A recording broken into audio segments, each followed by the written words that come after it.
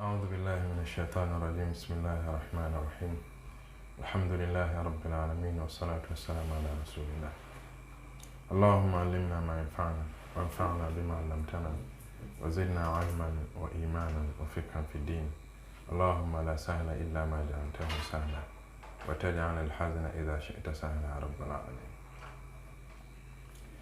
So last week we discussed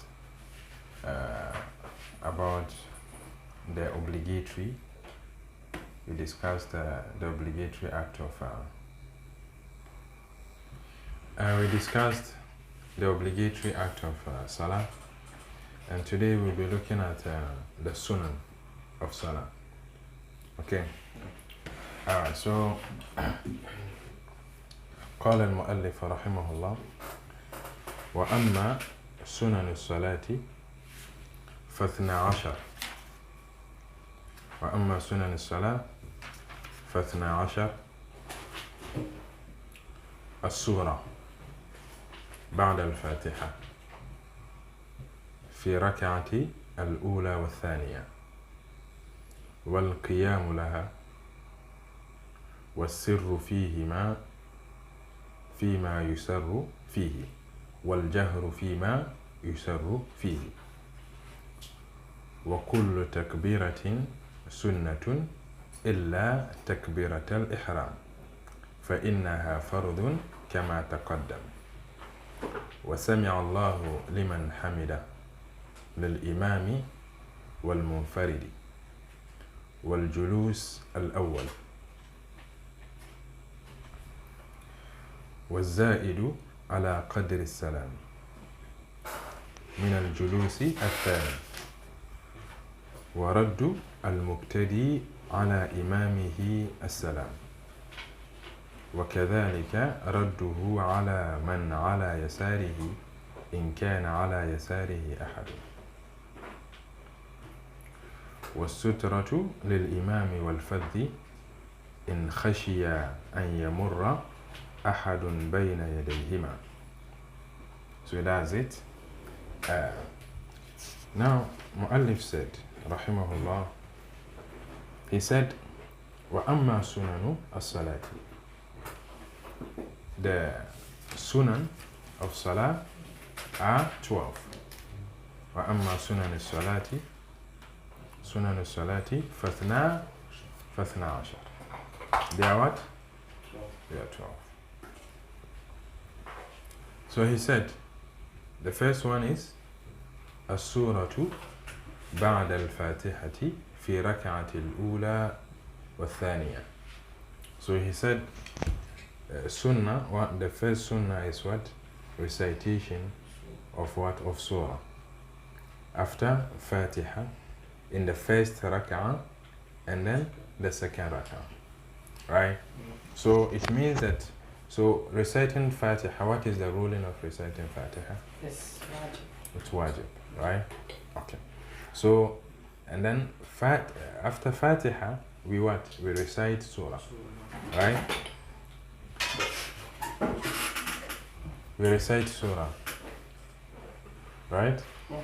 So this Surah, what is the ruling? Is it also obligatory or it is Sunnah? It's not sunnah. The Surah you recite, or what you recite after Fatiha, is it Sunnah or Wajib? It's sunnah. It's Sunnah. Okay. Alright. So now, here he mentioned As-Suratu Ba'da al-Fatiha.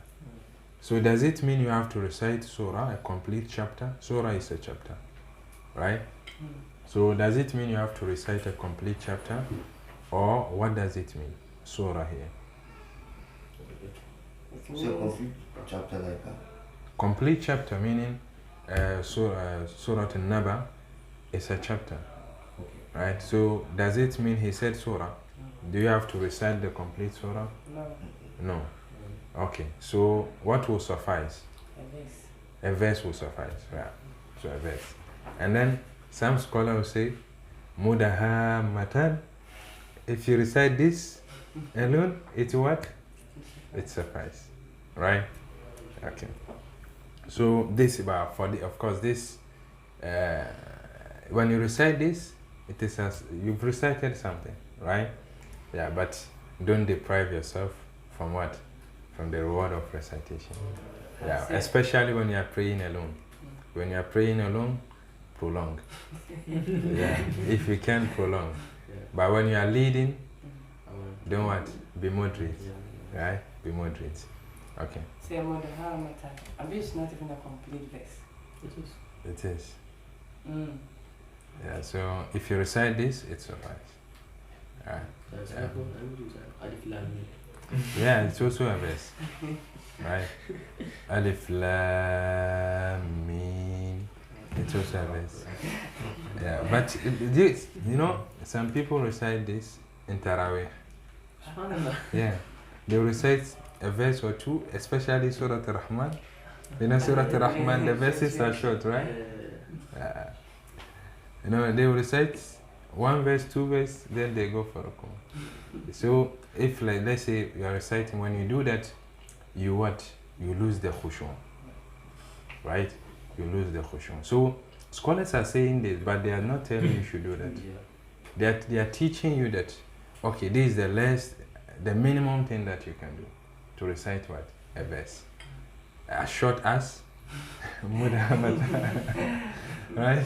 But that doesn't mean you should go recite Fatiha and then recite. If you, let's say, you've memorized the complete, the Quran completely, or a larger part of the Quran, you don't recite one verse, you know. Especially, unless if the verse is what? It's long. So when you are leading, you should be what? You should be moderate. And when you are praying alone, you should recite. Because the recitation, it what? It increases what? The khushu'. Right? It increases the khushu'. So that's what? Surah. Okay? It's what? It's Sunnah. Okay? It's not wajib. And then he said, في الركعة الأولى والثانية. So meaning, in the first rak'ah, we recite what? Fatiha. Then we recite what? A verses or surah after Fatiha. Okay?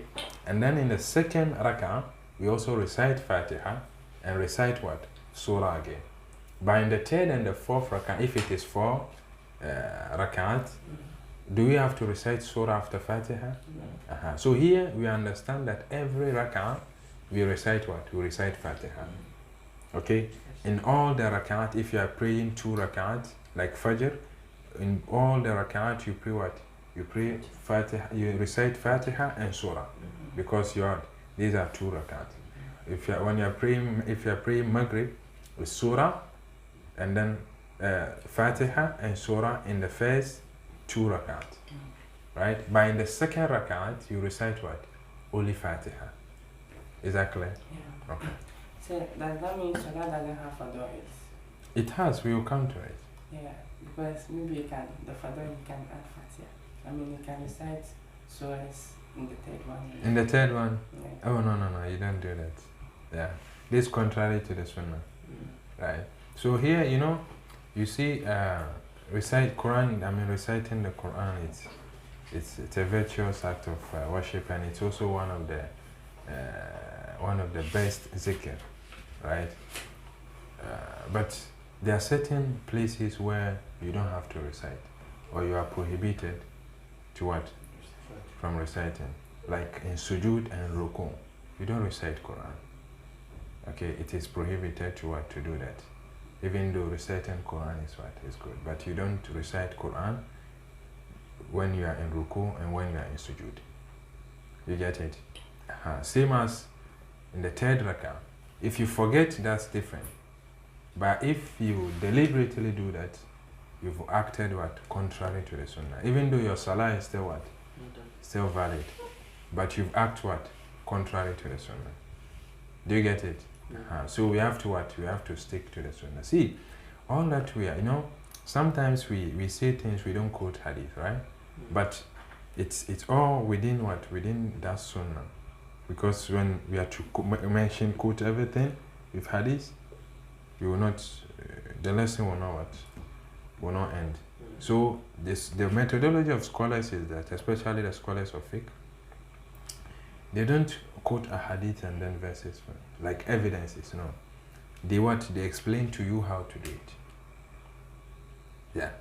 Because Of course, it's not everybody who understands the verses and then the Quran. So what we do is we recite the Quran and then translate it. But do you understand? Are you in the capacity to deduce ruling from these verses? No. So why waste their time mentioning the verses for you? So they would rather what? Explain to you how to do it. That's what you need. Right? That's what you need. Because now you trust, you know that he's a scholar, he's well learned. That's why you're taking from him. Right? So where he got that from should not be what? Should not be a problem. Since you what? You trust the person. So they what? All they explain, when you go back to the hadith book, you will find exactly what they are explaining. Sometimes they will tell you when you do this, it's right. When you also do this, it's right. Based on what? Based on reports, based on a hadith. You get it? But many people don't understand this. They think that these fake scholars are what? Are deviant. Yeah. Yes. So some will tell you, no, I only follow hadith. What the hadith says is what I follow. Okay, you understand the person. Do you understand the hadith? So may Allah grant us understanding. So here, now we understand that in all the rak'at, you recite Fatiha. Right? It is what? It is fard.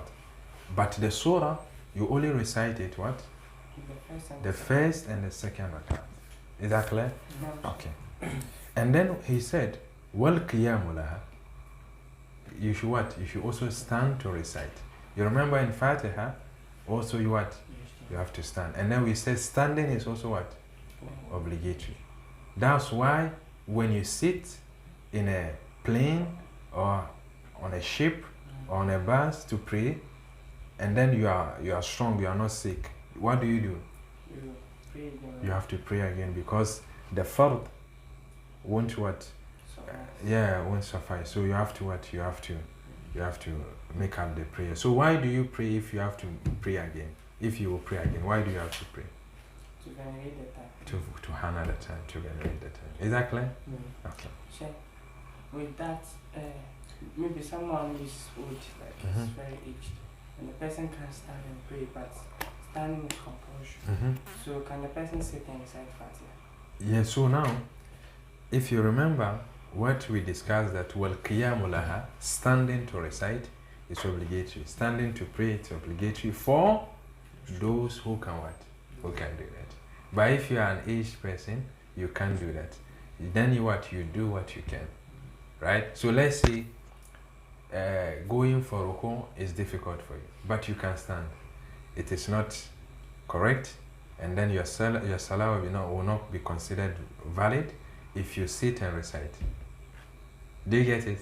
Like, you find it difficult in going for ruku and then sujood. So in that case, you can sit and make the ruku, and then also sit and what? Do the sujood. By what? This gesture, okay? But you can stand. So you have to stand and recite. When it gets to time of sujood, when you have to go for sujood, then you what? You sit. Do you get it? So also the tahajjud, we learn that if you are praying and you are tired, it's not compulsory for you to stand. You can sit down and pray. Okay. That's why. And also does that mean that with that one you have the ability to stand? It's not like you are aged. Okay. And because of the tiredness, you are asked to you can even come and sit. If you don't want to pray, just be in the mosque. Okay. So now, okay. So is it a question or it's a contribution? Yeah, it's actually a question. A question. Yes. So the question is, what is the ruling on that? Somebody who can stand, but because of tiredness, he was asked to. Okay. Now, brothers, you see, obligatory. What we are discussing is what? Peculiar to obligatory prayer. Okay? But of course, when you are praying nawafil, you also observe all these things. Okay? Since it's wajib.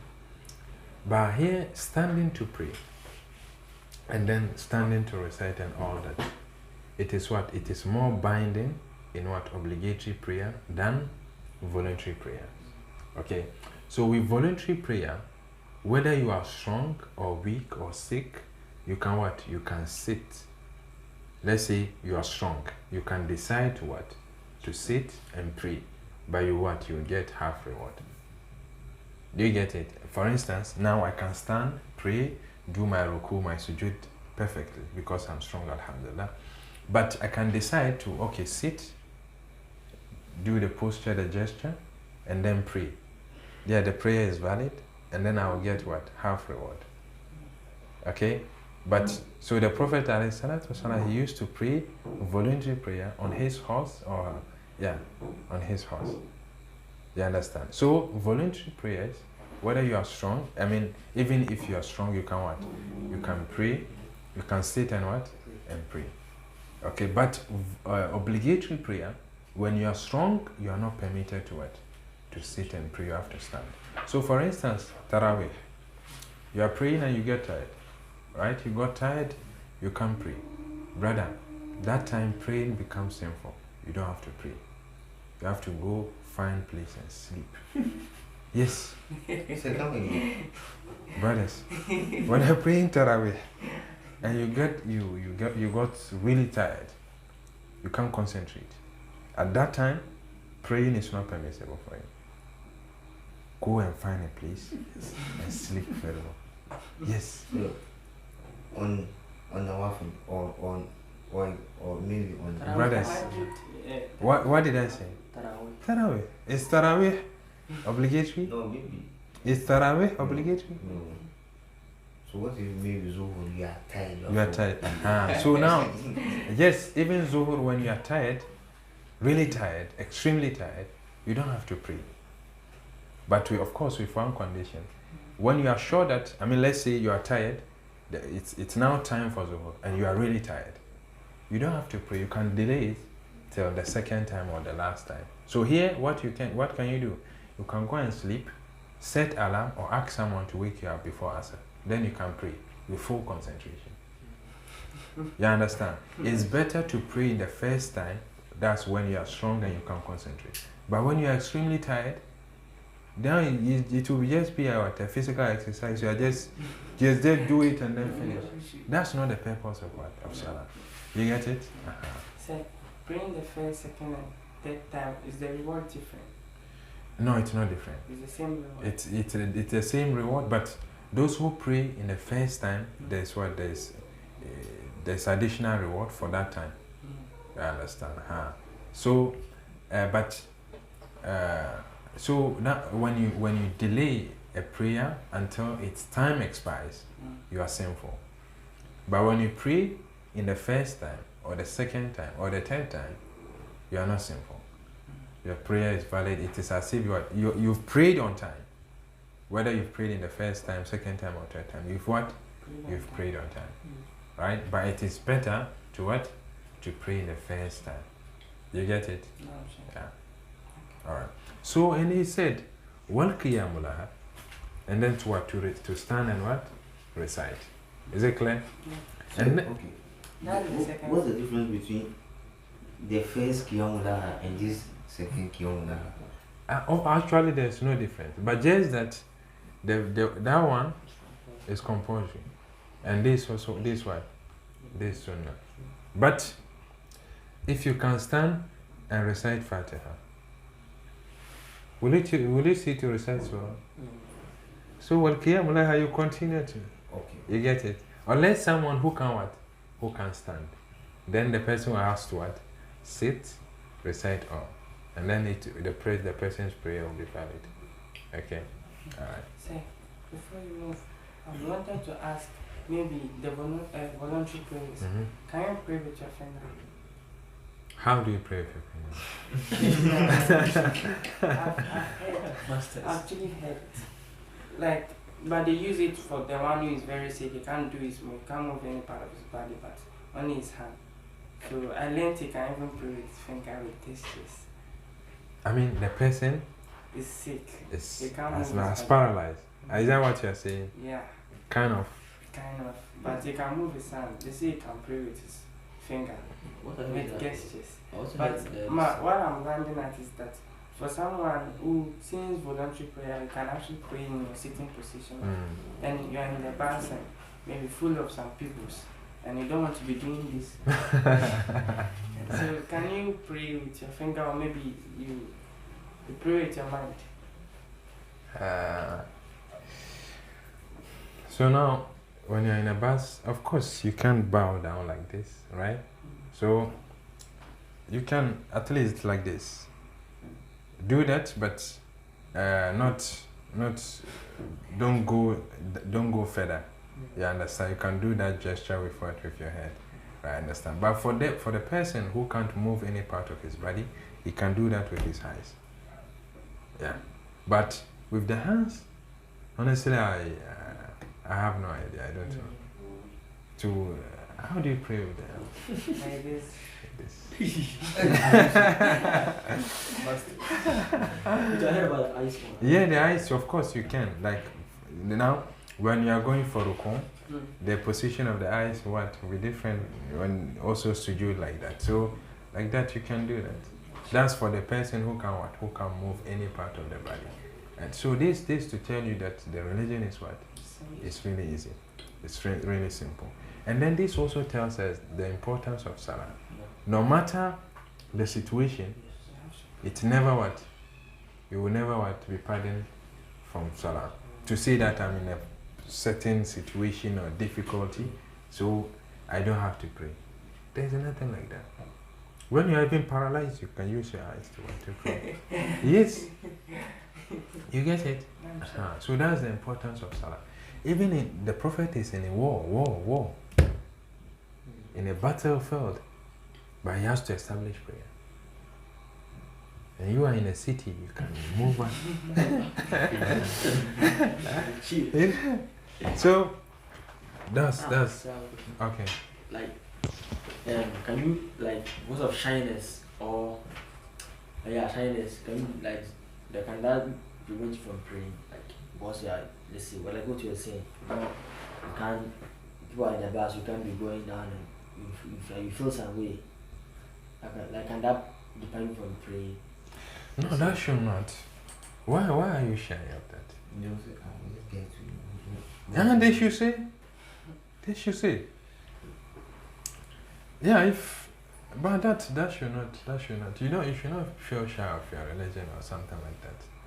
Unless if it disturbs others, like recitation of the Quran. When you're reciting the Quran loudly in a bus, okay, this disturbs other people. So you don't have to do that. But prayer, it's your body. You decided to what? To move. Does that concern anyone? Yes, you're praying. Okay, if you can't do that, may Allah forgive the person. You can what? You can do zikr. Salah is zikr, you can also do other zikr. Yes. Yes.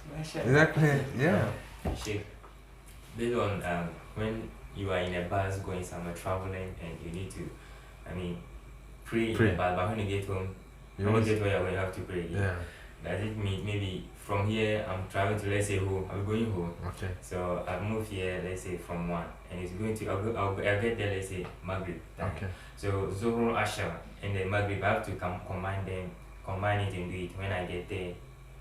Or yeah. So here, scholars says, recommend that you wait.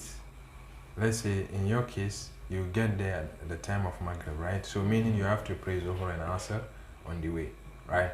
So you have to wait till the last time of Asr, the last time of Zuhr, then you pray Zuhr, and then immediately you are done with Zuhr, it's time for Asr, then you pray Asr.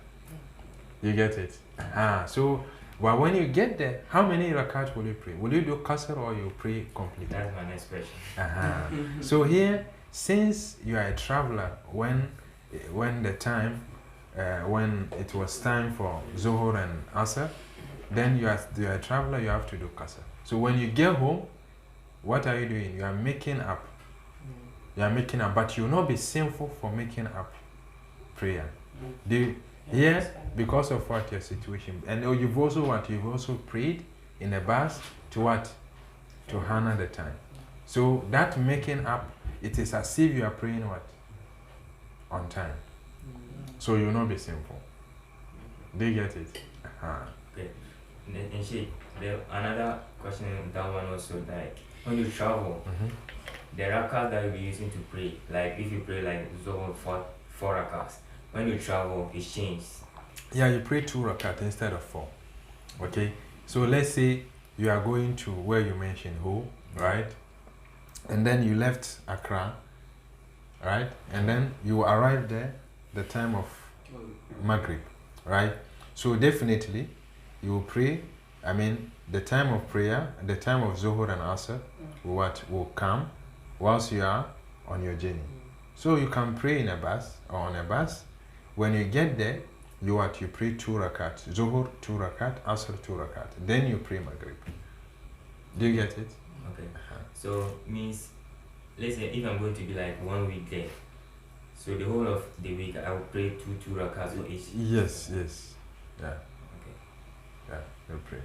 Until I come back. Yes, until. But what if I'm going to be like, let's say, a year or months there? Is it continue till I come back? Yeah, in our mazhab, there's no specific time bound or time limit for a traveler to shorten the prayer.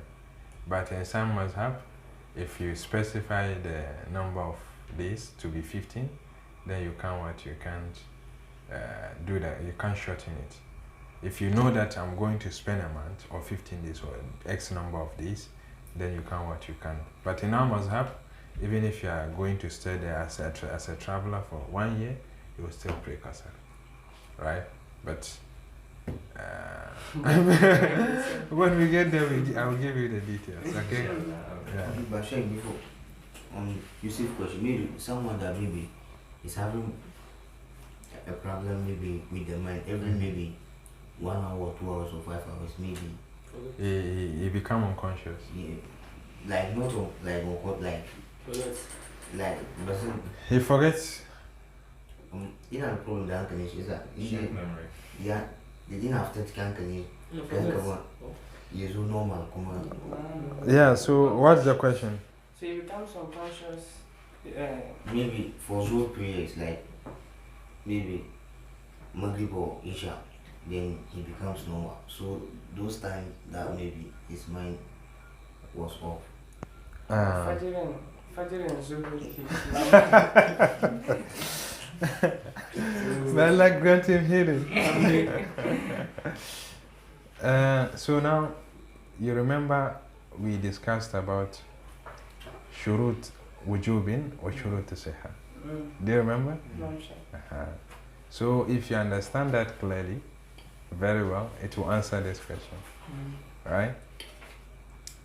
So one of the shurut wujub is that the person should be what? Should be? Yeah, should be mentally sound. Yeah, should be mentally sound, right? So meaning, if a person is not mentally sound, what happens? It's not qualified. Salah is not what? Obligatory upon the person, right? No. So when the person is unconscious, then Salah is not obligatory upon the person until he what? He gain consciousness. Okay, that for him. So because the prophet said, رفع الأقلام عن ثلاث النائم حتى يستيقظ وعن صبي حتى يحتلم وعن مجنون حتى يعقل. Yes. So here the prophet said that 3 groups of people are not what? Responsible, are not legally responsible, and whatever they do in that particular state will not be what? Recorded. Meaning, as a person sleeping until he wakes up. So when you are sleeping, no matter what you see or what you do, as far as you are truly sleeping, it will not be recorded. Let's say you are sleeping, and then you have grudge with someone, and then you are insulting someone and you have sleep. People can talk. So with such things, you are not sinful because you are sleeping.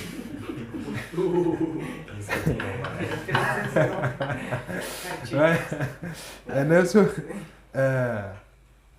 when and also a child who has not yet reached the age of puberty, whatever the child does, any sin that the person commits will not be what?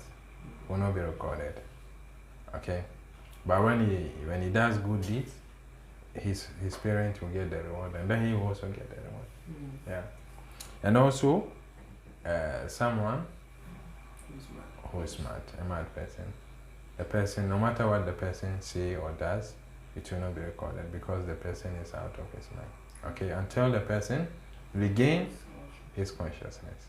You got it? Yeah, So here it falls here, and then it also fall under wujub, shurut wujub. You get it? Is that clear? Yeah, sure. Okay. Like how you just said, Fajr and Zuhr is okay.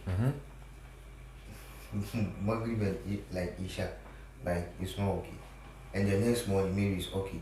Will he pray those prayers or because it's not okay? Those Yeah, so this, what I explained to you, that's it. But you know, if a person, if it continues like this, I would advise that the person should make up the prayer. If it continues like this, you pray Fajr prayer, okay? Zuhr Asr, out of your mind. You understand? I mean, it's what? It's advisable the person what? Make up that prayer. Even though when you look at the legal conditions and principle, it is not what? These two prayers, in that instance, it's not what? It's not obligatory upon the person. But there's something called ihtiyat, to be cautious, right? In case it is obligatory on you, you've made it up. We get it? Based on the principle, it's not what? It's not obligatory. But ihtiyatan, what if it is obligatory? You've made it. You got it? And then he said, وَالْقِيَامُ لَهَا, and then was to stand and then recite.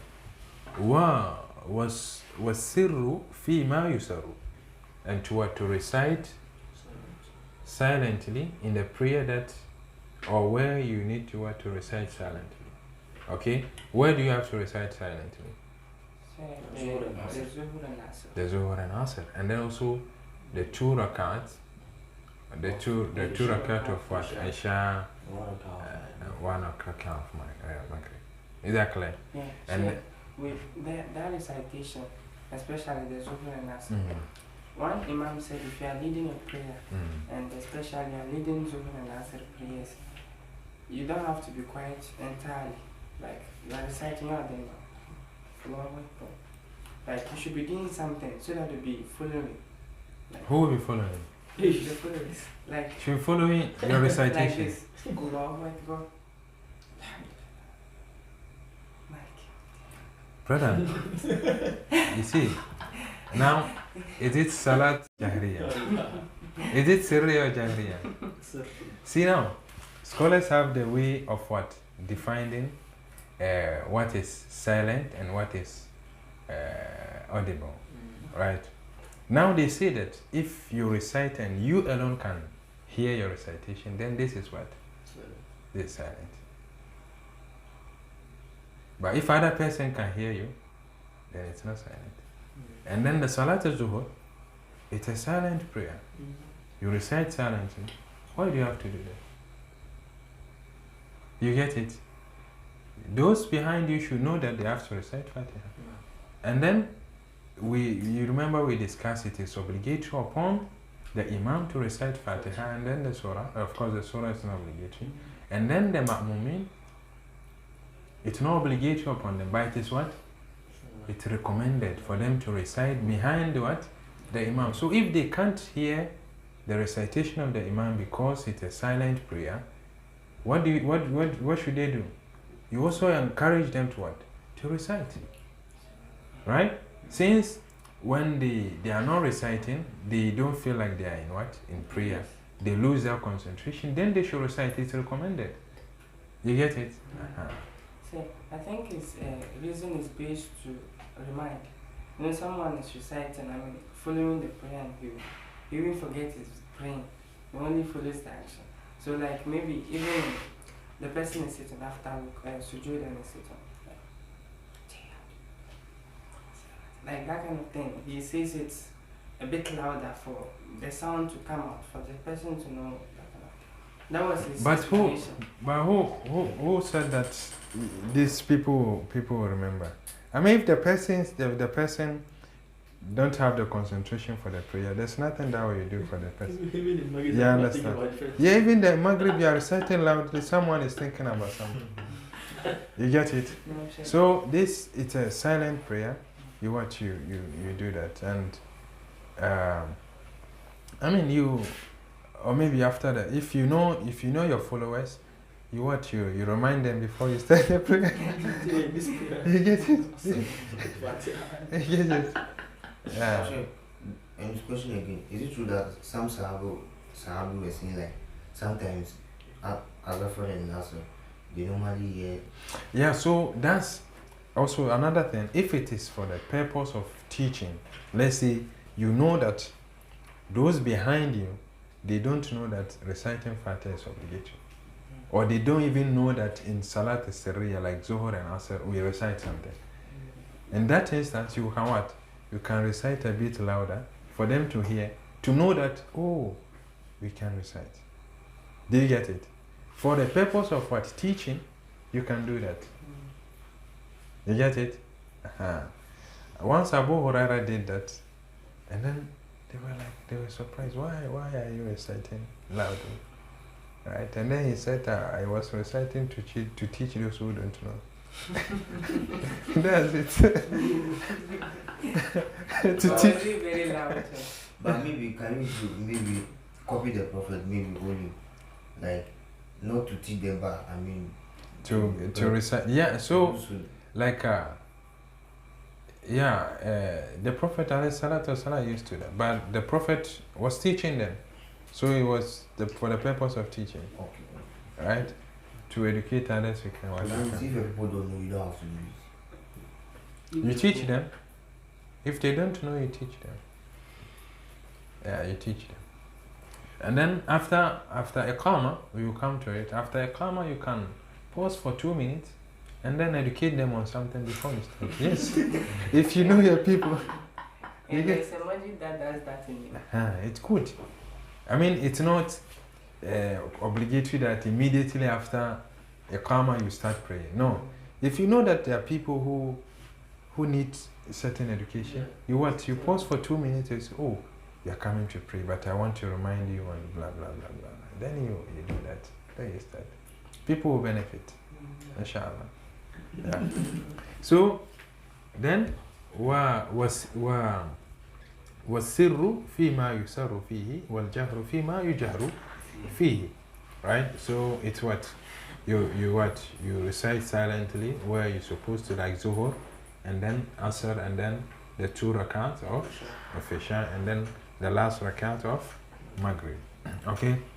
And then he said, وَكُلُّ تَكْبِيرَةٍ سُنَّةٌ إِلَّا تَكْبِيرَةَ الْإِحْرَامِ فَإِنَّهَا فَرْضٌ كَمَا تَقَدَّمَ. And he said, all takbir, the takbir that we say in Salah are sunnah, except takbiratul ihram. The first takbir, we said it's what? Wajib. It's wajib, it's obligatory. Is that clear? So the takbir we call it takbir al-intiqali, right? For takbir for what? Transition from one position to the other. So let's say you are going for ruku, you say what? Allahu Akbar, right? So this saying Allahu Akbar is what? It's not wajib, it's sunnah. Is that clear? But that doesn't mean we should what? We should not say it. Okay? So, with that one, someone from Sami Allahu liman hamd, if he forgets and he says Allahu Akbar, like does that affect, or do his sunnah, but does that have any effect on his prayers? No. If the person deliberately do that, that prayer can be void. But if it's out of mistake or forgetfulness, there's nothing. But is there a way to correct that, or we don't correct that? When the person say Sami Allahu liman hamida instead of Allah Akbar, or No, instead of Sami Allahu liman, he says Allahu Akbar. Allah Akbar. Allahu Akbar instead of Sami Allahu liman hamid. Yeah, this is Sunnah. There's nothing wrong with that. Yes, sir. Okay, so and I said فإنها فرض كما تقدم, because the takbirat al-ihram is what? Is fard, and then the rest of takbirat is Sunnah. Okay. And then وَسَمِعَ اللَّهُ لِمَنْ حَمِدَ. Saying سَمِعَ اللَّهُ لِمَنْ حَمِدَ is Sunnah. Who says سَمِعَ اللَّهُ لِمَنْ حَمِدَ? Yeah, if it's what it's in a group, it's what the Imam will say سَمِعَ اللَّهُ لِمَنْ حَمِدَ. Then the followers will say رَبَّنَا وَلَكَ الْحَمْدُ or رَبَّنَا لَكَ الْحَمْدُ. So, Alhamdulillah, first some people saying Sami Allahu liman hamida in the Ma'mum, like Yusuf. Yeah, though it's a mistake. You know, some don't know. So if an imam you hear that, meaning you have you have a work to do. Yeah. So you educate them. Yeah. Check what maybe if the Imam says Sami Allahu liman hamida, you answer. Then the ma'mum will say Rabbana wa lakal hamd. But if it's the only one praying or only you are praying, or with them, if you say Sami Allahu, is it obligatory to say Rabbana wa lakal hamd? No, all this is not obligatory. Even to the imam, it's not obligatory. We are discussing the Sunnah, and he's saying that Sami Allahu liman hamida is what? Part of the Sunnah. So it's not obligatory neither on the imam or the followers. Okay? So if you are praying alone, then you have to say all. Let's say you are praying alone. When you rise from ruku, you say what? Sami Allahu liman hamida, Rabbana wa lakal hamd, hamdan kathiran tayyiban mubarakan fi. But if you are the imam, you say what?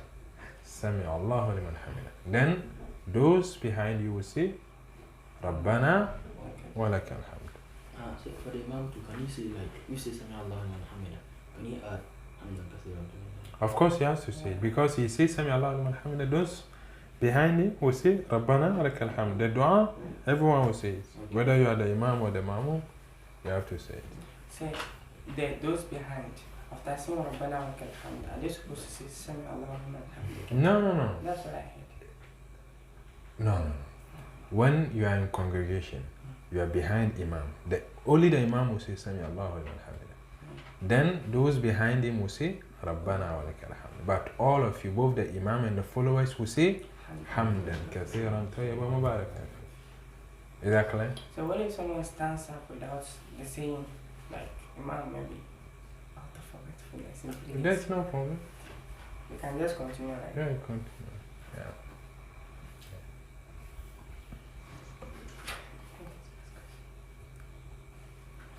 Yeah. Okay.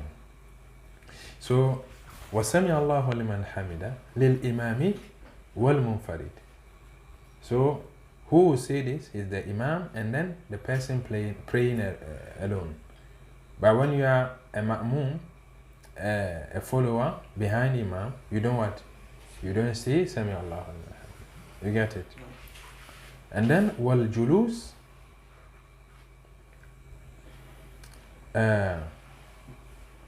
وَالْجُلُوسُ الْأَوَّلِ. And then he said what? The first sitting. Right? The first sitting, meaning if you are praying 3 rakats like Maghrib or Dhuhr, 4 rakat or Isha, then you have to what? 2 sitting. Right?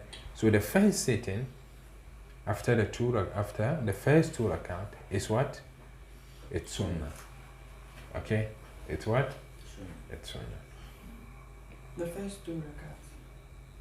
No, the first sitting is Sunnah too.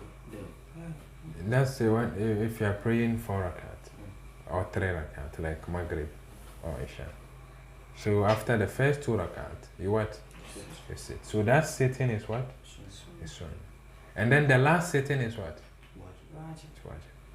You get it? No. Okay. Say, with the Sunnah does that? Okay, you've answered it already, but you can miss it and you continue praying. You can miss what? That sitting. Maybe instead of sitting, you stood up. You can just continue praying. Yeah, continue. You don't have to go back. But you have to, you've left what? You've left Sunnah, you have to correct it. We will talk about it when we get to sujood sahwi. Right? Okay.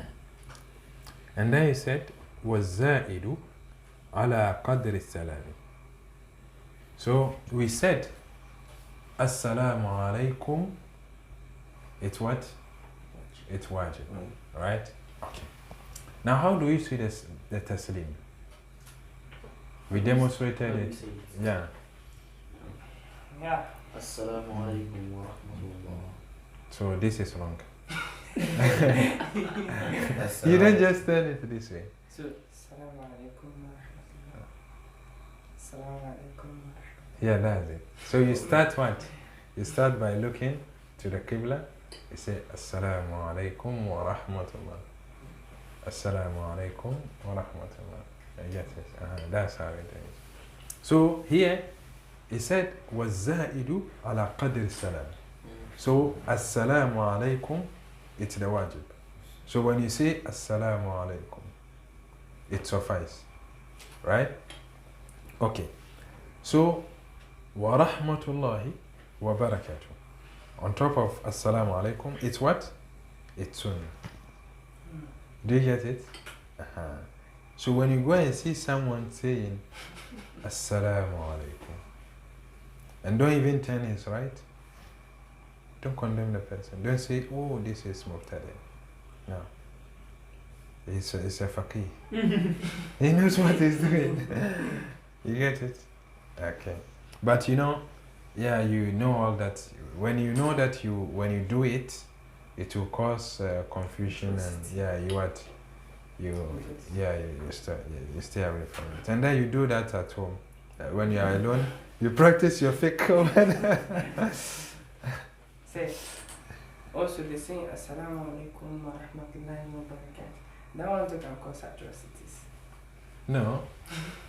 Yeah, people will feel like it's new to them. It's something new to them. So why see, not stick when to you it? go to where they say Assalamu alaikum, say Assalamu alaikum. When you go where they say Assalamu alaikum wa rahmatullah, Assalamu alaikum wa rahmatullah, do as they do.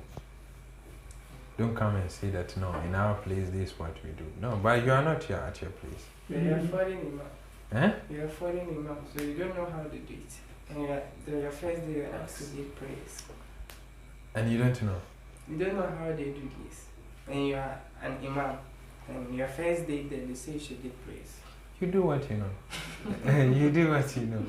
I think most places they do Assalamu alaikum wa rahmatullah. Yeah, it's Yeah, so you have to be vigilant when you go to a place. You observe what they do and what they don't, so that you don't put yourself into trouble. You know, some people, they are really dangerous when it comes to it. You know. So he said, وَالزَّائِدُ عَلَى قَدْرِ السَّلَامِ مِنَ الْجُلُوسِ الثَّانِي. And then he said, وَرَدُّ الْمُقْتَدِي ala imamihi as-salam. So and then the response that the follower say, the salam, you know, the follower what has to respond to what? To the imam. Right? So here when the imam say Assalamu alaikum wa rahmatullah. Right? You are looking at me as so if you say Assalamu alaikum wa rahmatullah, right? Assalamu alaikum wa rahmatullah. So here with those followers too, it will suffice for them to say Assalam to their right. And then to the left, it is sunnah if there is someone there.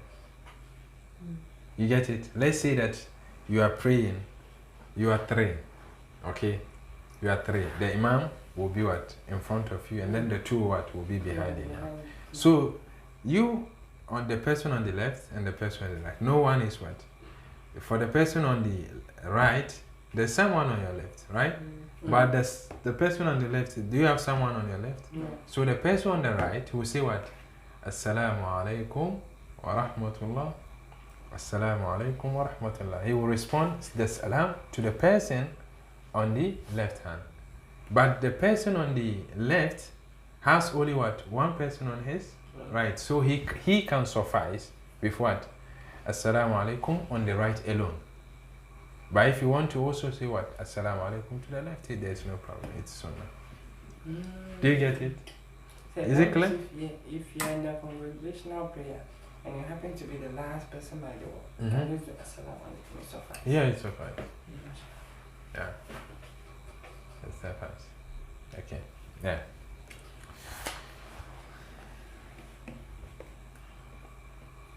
And then he said, وَكَذَلِكَ رَدُّهُ عَلَى مَنْ يَسَارِهِ. Right? عَلَى مَنْ يَسَارِهِ إِنْ كَانَ عَلَى يَسَارِهِ أَحَدٌ. So we've explained this.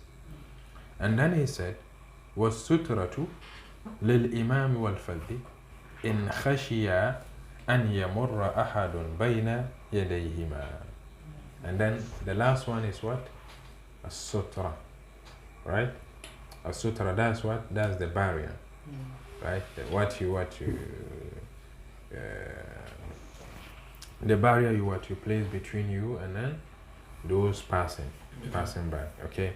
So this is also what? It's also sunnah. If that's when you know that people will pass.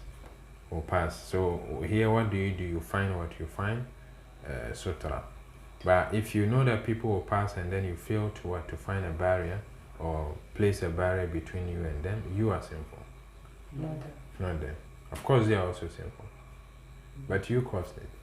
Because you know that they will be passing, so you should have place a barrier. Okay.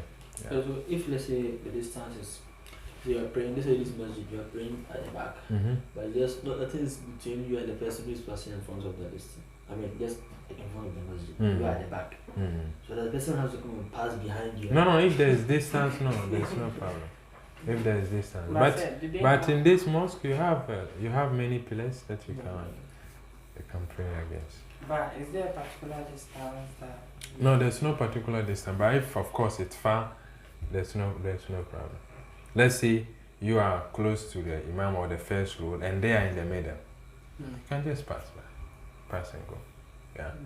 Okay, that's for what? For the imam, and then the person praying alone.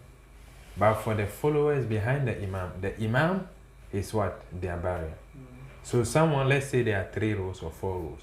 The imam, and then there are 3 rows behind the imam. So a person can come and pass what? In the second row, and then go and stand at the last end. You get it?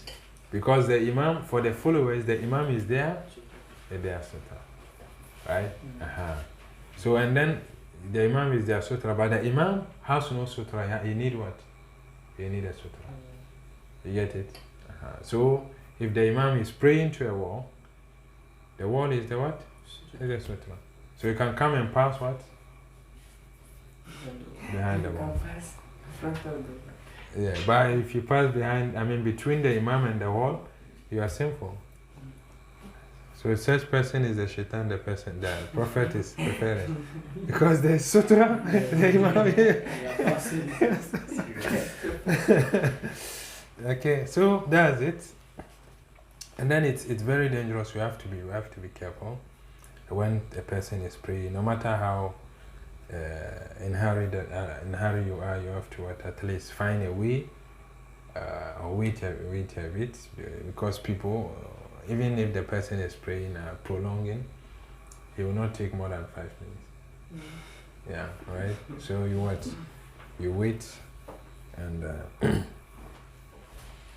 save yourself from that sin. Any question? Alright, so we will continue from the Fada'il as-Salah in our next lesson. وآخر دعواهم أن الحمد لله رب العالمين.